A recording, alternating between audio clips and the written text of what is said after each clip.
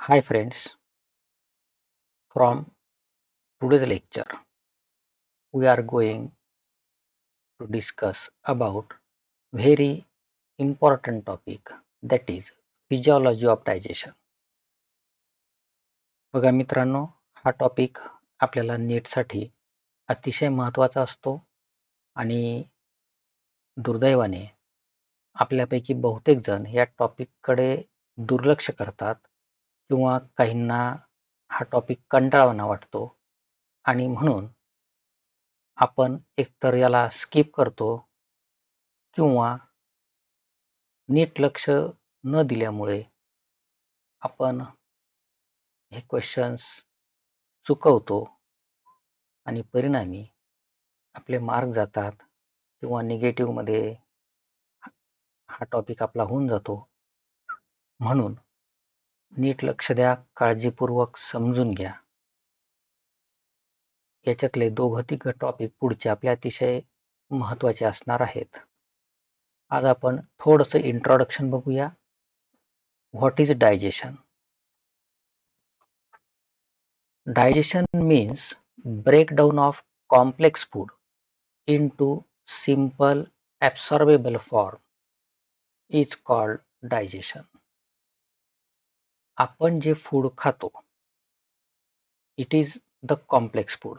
हे complex form मध्ये आहे. त्याच्यामध्ये जे काही न्यूट्रिएंट्स असतील, जे अन्न घटक असतील, हे मॉलिक्युल्स आकाराने मोठे असतात आणि म्हणून ते जसेच्या तसे आपल्याला वापरता येत नाहीत किंवा आपल्या डायजेस्टिव्ह सिस्टीम मधून ते ब्लडमध्ये ॲब्सॉर्ब केले जाऊ शकत नाहीत आणि म्हणून ह्या कॉम्प्लेक्स फूडचं रूपांतर सिंपल फूडमध्ये करणं अत्यंत आवश्यक असतं.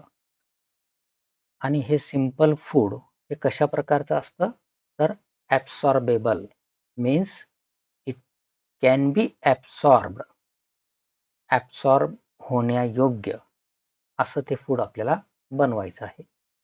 आता ह्या ठिकाणी ब्रेकडाऊन होतंय फूडचं, म्हणजेच it is the catabolic process. आपण दोन प्रकारच्या प्रोसेसेसचे नाव ऐकलेत मेटाबॉलिझम मध्ये, catabolic and anabolic. Catabolic are the breaking down processes and anabolic are synthesising processes. Anabolism मध्ये काहीतरी तयार होतं, जसं की फोटोसिंथेसिस. डायजेशन मात्र कॅटाबॉलिक प्रोसेस आहे. हे डायजेशन पुढे आपण अभ्यासण्याच्या अगोदर काही बेसिक कन्सेप्ट्स आपल्या क्लिअर असणं आवश्यक आहे. जसं की आपण जे फूड खातो याच्यामध्ये शक्यतोवर कार्बोहायड्रेट्स किंवा पॉलिसॅकराइड्स आहेत. हे कॉम्प्लेक्स फूड आहे. कार्बोहायड्रेट्स किंवा polysaccharides these are the complex food आणि आपण त्यांना डायजेस्ट करायचे आपल्याला, म्हणजे आपल्याला त्या पॉलिसॅकराइडचं रूपांतर करायचं आहे मोनोसॅकराइड्स मध्ये किंवा ग्लुकोज मध्ये. मोनोसॅकराइड्स इतरही काही असतात, जसं की फ्रुक्टोज आहे, गॅलॅक्टोज आहे. मात्र आपल्या दृष्टीने सगळ्यात महत्त्वाचं असतं ते म्हणजे ग्लुकोज आणि म्हणून आपण ह्या ठिकाणी ग्लुकोजचा उल्लेख केला आहे. तर पॉलिसॅकराइड्सचं रूपांतर मोनोसॅकराइड मध्ये झालं, याचा अर्थ पॉलिसॅकराइडचं डायजेशन कम्प्लीट झालं. Poly means many, mono means one. आपल्याला मिनिंग माहिती आहेत. पॉलिसॅकराइड मध्ये मोनोसॅकराइडचे अनेक मॉलिक्युल्स एकमेकांना जोडले गेलेले असतात आणि आपल्याला हे सर्व मॉलिक्युल्स सेपरेट करायचे, सुटे सुटे करायचे डायजेशनच्या प्रोसेसमध्ये. म्हणजेच डायजेशनची प्रोसेस ही ब्रेकडाऊन करणारी प्रोसेस आहे. हे झालं कार्बोहायड्रेटच्या बाबतीत. नंतर प्रोटीन्सच्या बाबतीत, proteins converted into amino acids. Proteins हे अमायनो ॲसिड्स पासून बनलेले असतात. Proteins are the large molecules, hence they cannot be absorbed. आपण प्रोटीन्स खाल्ल्यानंतर आपण जे काही अन्न खातोय त्याच्यामध्ये समजा दूध असेल, एग्ज असतील, मीठ असेल, काही पल्सेस, डाळी वगैरे, उसळ असे पदार्थ असतील, याच्यामध्ये प्रोटीन्स अधिक प्रमाणामध्ये आहेत. मात्र हे प्रोटीन्स जसेच्या तसे आपल्याला वापरता येणार नाहीत. आपल्याला ह्या प्रोटीन्सला ब्रेक करावं लागेल. त्यांना आपण ब्रेक करून त्याला कशामध्ये कन्व्हर्ट करणार आहोत, तर अमायनो ॲसिडमध्ये. आणि मग हे अमायनो ॲसिड्स आपल्या ब्लडमध्ये ॲब्सॉर्ब केले जाऊ शकतील. प्रोटीन पासून अमायनो ॲसिड्स तयार झाले ह्याचाच अर्थ प्रोटीनचं डायजेशन कंप्लीट झालं. अमायनो ॲसिडपेक्षा अजून लहान मॉलिक्युल्स करण्याची आवश्यकता नाही. तिसरा महत्त्वाचा आपल्या आहारामधला घटक असतो तो म्हणजे लिपिड्स किंवा फॅट्स, म्हणजे जे तेल, तूप याच्यासारखे पदार्थ आहेत यांच्यामध्ये लिपिड्स किंवा फॅट्स असतात. These fats they are converted into fatty acids or glycerols or monoglycerides. आपण जे फॅट्स खातो, जे तेलकट पदार्थ आपण खातो, यांना पचवल्यानंतर त्याचं रूपांतर केलं जातं फॅटी ॲसिड्स, ग्लिसेरॉल्स किंवा मोनोग्लिसराइड्स मध्ये. म्हणजेच हेच आपण वेगळ्या पद्धतीने कसं सांगणार की फॅट्स किंवा lipids they are made up of fatty acids, glycerols और मोनोग्लिसराइड्स. लिपिड्स यांच्यापासून बनलेत, म्हणजेच लिपिड्सला ब्रेक केलं तर काय तयार होणार? फॅटी ॲसिड्स, ग्लिसेरॉल्स किंवा मोनोग्लिसराइड्स. मग हे 3 पॉइंट आपल्याला अतिशय महत्त्वाचे आहेत. या तिघांचं डायजेशन कसं होतं हे पुढच्या काही टॉपिक्समध्ये आपण सगळं अभ्यासणार आहोत. त्याच्यासाठी आपल्याला हे सगळं माहिती अतिशय महत्त्वाची आहे.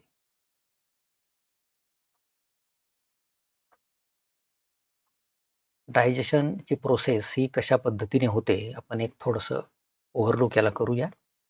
In mouth cavity food is masticated by teeth into small pieces. आपल्याला माहिती आहे माउथ कॅव्हिटीमध्ये टीथ आहेत आणि टीथने काय केलं? फूडला मॅस्टिकेट केलं, चावलं आपण, त्याचे बारीक तुकडे केले. It is mixed with saliva and mucus. Mouth कॅव्हिटीमध्ये त्या फूडमध्ये सलायव्हा जे सलायव्हरी ग्लँड्सने तयार केलंय, त्याचप्रमाणे सलायव्हामध्ये म्युकस आहे. तसंच आपल्या माउथ कॅव्हिटीच्या आतल्या सरफेस वरती सुद्धा म्युकस सेल्स ह्या प्रेझेंट असतात. तर हे सगळं म्युकस आणि सलायव्हा हे त्या फूडमध्ये मिक्स केलं गेलं, ते फूड बारीक चावलं गेलं. आता त्याला म्हटलं जातं बोलस. नाव इट इज कॉल्ड बोलस. बोलस म्हणजे काय मग हायलाइट करून दिलेलं आहे, नीट लक्षात घ्या. In stomach it is mixed with gastric juice. Mouth cavity मधून हे फूड पाठवलं गेलं स्टमक मध्ये, अर्थात थ्रू द इसोफॅगस. स्टमक मध्ये फूड गेल्यानंतर त्याच्यामध्ये मिक्स केलं गेलं गॅस्ट्रिक ज्यूस. मग याच्यामध्ये काही एन्झाईम्स असतील, पेप्सिन सारखे, हायड्रोक्लोरिक ऍसिड असेल. Now it is called crime. आता त्याला म्हटलं जातं काईम, म्हणजेच ते सेमी सॉलिड अशा प्रकारचं बनलं, कारण त्याच्यामध्ये ऍसिड, पाणी वगैरे मिसळलं गेलं. पुन्हा या स्टमकच्या मध्ये जे कॉन्ट्रॅक्शन होतं, म्हणजे त्याचं जे चर्निंग होतं त्या फूडचं, त्याच्यामुळे त्याच्यापासून एक प्रकारचा लगदा हा तयार झाला, याला आपण काईम असं म्हणतो. In small intestine the food is mixed with बाईल, pancreatic juice and intestinal juice. हे फूड नंतर स्टमक मधून प्रवेश करणार स्मॉल इंटेस्टाइन मध्ये. स्मॉल इंटेस्टाइन मध्ये फूड मध्ये काय मिक्स केलं गेलंय? तर बाईल जे लिव्हर पासून तयार झालेलं होतं, नंतर पॅनक्रियाटिक ज्यूस जो पॅनक्रियाज पासून तयार झाला, आणि इंटेस्टिनल ज्यूस जो स्वतः इंटेस्टाइननेच तयार केलेला आहे. तर हे असे सर्व सिक्रिशन्स हे स्मॉल इंटेस्टाईनमध्ये त्या फूडमध्ये मिसळले गेलेत. आता आपण त्याला म्हणणार आहोत काईल. सिक्वेन्स बघा, बोलस, नंतर काईम आणि नंतर काईल. सिक्वेन्स लक्षात घ्यायचा आहे नीट. Then the food is digested completely in the small intestine. The digested food is absorbed into the blood, and the undigested and unabsorbed food enters the large intestine. ज्या फूडचं डायजेशन झालं नाही, जे फूड ब्लडमध्ये ॲब्सॉर्ब होऊ शकलं नाही, असं food आता लार्ज इंटेस्टाईनमध्ये प्रवेश करेल. आता आपण त्याला म्हणणार फिकल मॅटर किंवा फिसेस, आणि मग ते बाहेर टाकलं जाणार डिफिकेशनच्या प्रोसेसच्या दरम्यान.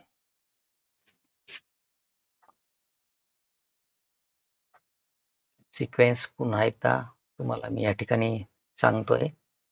फूडचं रूपांतर बोलसमध्ये झालं, माउथ कॅव्हिटीमध्ये, स्टमकमध्ये काईममध्ये झालं आणि स्मॉल इंटेस्टाईनमध्ये काईलमध्ये झालं. हा सिक्वेन्स लक्षात घ्यायचा आहे. ऑब्जेक्टिव्ह क्वेश्चन्समध्ये सुद्धा हा आपल्याला उपयोगात पडणार आहे.